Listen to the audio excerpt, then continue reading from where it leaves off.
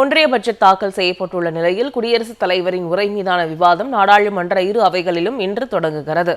ஆளுநர்களின் அத்துமீறல்கள் குறித்து விவாதிக்க எதிர்க்கட்சிகள் எம்பிக்கள் திட்டமிட்டுள்ளனர். நாடாளுமன்ற பட்ஜெட் கூட்டத்தொடர் குடியரசுத் தலைவர் உரையுடன் கடந்த ஜனவரி 28 தொடங்குகிறது. இக்கூட்டத்தொடரின் முதல் அமர்வு பிப்ரவரி 13 வரையும், இரண்டாம் அமர்வு மார்ச் 9 முதல் ஏப்ரல் 2 வரையும் நடைபெறுகிறது. 2026-27 நிதியாண்டுக்கான நிதிநிலை அறிக்கையை நிதியமைச்சர் நிர்மலா சீதாராமன் மக்களவையில் நேற்று தாக்கல் செய்தார். குடியரசுத் தலைவரின் உரைக்கு நன்றி தெரிவிக்கும் தீர்மானத்தின் மீதான விவாதம் நாடாளுமன்றத்தில் இன்று தொடங்குகிறது. இந்த விவாதம் 3 நாட்கள் நடைபெறும் என அறிவிக்கப்பட்டுள்ளது. பிப்ரவரி 4 மக்களவையில் குடியரசுத் தலைவரின் உரைக்கு நன்றி தெரிவிக்கும் தீர்மானத்தின் மீது பிரதமர் மோடி பதிலுரை வழங்குகிறார். ஒன்றிய பட்ஜெட் குறித்த பொது விவாதம் பிப்ரவரி 5, 9, 10 மற்றும் 11 ஆகிய தேதிகளில் மக்களவையில் நடைபெறும். இந்த விவாதத்திற்காக மொத்தம் 18 மணி நேரம் ஒதுக்கீடு செய்யப்பட்டுள்ளது.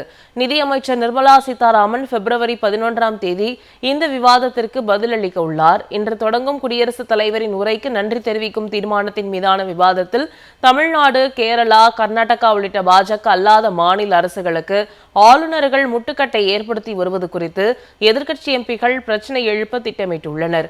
இவ்விவகாரங்கள் குறித்து மக்களவை எதிர்க்கட்சித் தலைவர் ராகுல் காந்தி இன்று உரையாற்றுகிறார். ஒன்றிய பட்ஜெட் தாக்கல் செய்யப்பட்டுள்ள நிலையில் குடியரசுத் தலைவரின் உரை மீதான விவாதம் நாடாளுமன்ற இரு அவைகளிலும் இன்று தொடங்குகிறது. ஆளுநர்களின் அத்துமீறல்கள் குறித்து விவாதிக்க எதிர்க்கட்சிகள் எம்பிக்கள் திட்டமிட்டுள்ளனர்.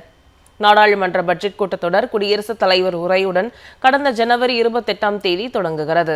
இக்கூட்டத்தொடரின் முதல் அமர்வு பிப்ரவரி 13 வரையும், இரண்டாம் அமர்வு மார்ச் 9 முதல் ஏப்ரல் 2 வரையும் நடைபெறுகிறது. 2026-27 நிதியாண்டுக்கான நிதிநிலை அறிக்கையை நிதியமைச்சர் நிர்மலா சீதாராமன் மக்களவையில் நேற்று தாக்கல் செய்தார்.